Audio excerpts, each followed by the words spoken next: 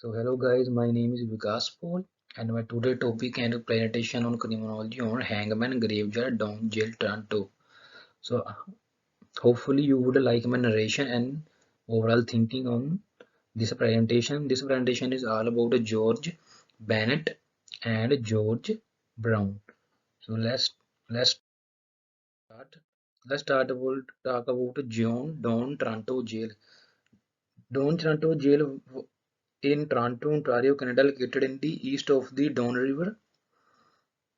On General Street East as a river neighborhood, the original building was completed in 1962. Let's talk about George Bennett was an employee of George Brown and worked in Globe Engineer Department. And George Brown is the editor of the Globe newspaper of Father of Conservation. George Bennett was an employee of the George Brown and worked in the Globe Engineer Department. Initially, George was a model employee there. So let's talk about the government and society view of criminal and punishment in Canada. A crime is an act that break one of the Canada criminal law, and crime is something called an offense. For example, if someone rob a bank, they have committed the crime of robbery, which is an offense under the Criminal Code of Canada. The police will investigate the crime. The police do not actually change anything. My point of view on criminology and punishment in Canada. In any country, they have their own rules. In any case, they have their own rules and punishment in a Hangman graveyard. They found the body of George Bennett and he got the punishment of hanging a barrel because Bennett was the murderer of George Brown as per government rule. He had did crime and deserved. Let's talk about penology. Penology is the study of crime, like why this crime was happened, reason behind the crime, attention of criminal, philosophy, and practice of various society opinion of people. Chronology is the overall structure of why this crime has happened and investigate the reason behind that. So let's talk about why was the John Day jail was constructed. According to me, the amount of crime was drastically absurd on that time, and there is a need of ruthless and brutal jail. I know now in your mind you are thinking why this kind of jail needed. The reason behind that is different according to me. Government wants to create fear in criminal mind if they do this in criminal. So yeah, let's take a overview of theory.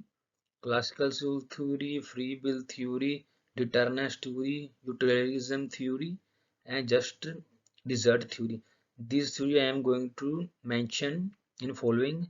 These theory are very interesting theories. So let's start from classical school theory. The classical school of the pupil have free will when making decision, and the punishment can be deterrence for crime if it is proportional, appropriate for the offense, and carried out swiftly. It's severe, certainly, or shift on proportionally not. Classical school theory, according to me, in George Bennett case, punishment was very severe because of certain reasons. In other words, we can say that he had full attention to do crime. That is why he came with the revolver and he shoot George Brown because he has full attention to kill the George Brown. So let's take a look at free will theory. Free will theory is everyone has own free will to commit anything. Everyone is rational. There is no any concept of natural or evil devil force. Because all time people think there is a something possessed by devil. The My view on free will theory in George Bennett case. Free will theory will apply properly as he already know about the consecution of crime and he was fully prepared to do the murder. It's not any black magic or he was not possessed according to me. Because this is not possessed by black magic because that old time people thinks.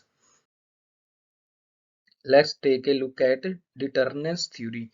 Deterrence in relation to criminology offending is the idea or theory that the threat of a punishment will deter people from committing crime and reduce the probability and or a level of offending in society.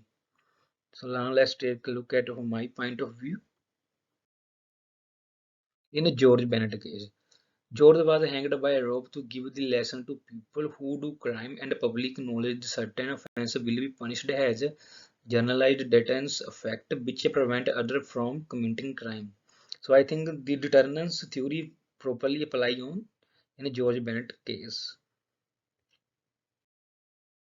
So now let's take a look at utilitarianism theory of punishment seek to punish offender to discourage or deter future wrongdoing.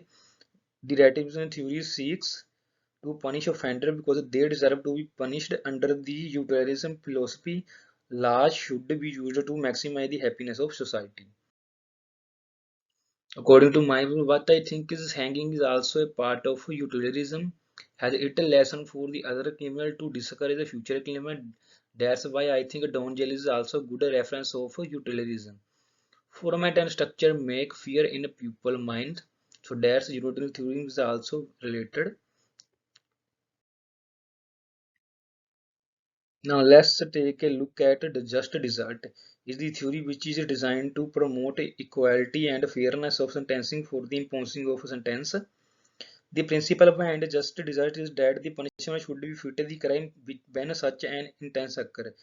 It is said that offender has received their just desert. Just desert theory in John Warren and Hangman page. In this situation, I am in dilemma and confused.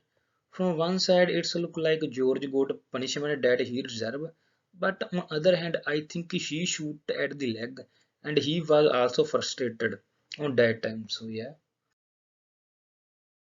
born criminal theory. In born criminal theory, I think in George case he looked like criminal because of his face, eyes, and behavior. But from other side, it's wrong to judge someone by his face. However, I am agree with this theory has we can judge from expression of face. So yeah, a lot of time police judge from expression of a thief. Criminal by passion. I don't think the criminal by passion is related case because it is a different term and it refers to do crime for grief, political and murder of child is a motivation for them. According to the father of criminology, Caesar Lambros.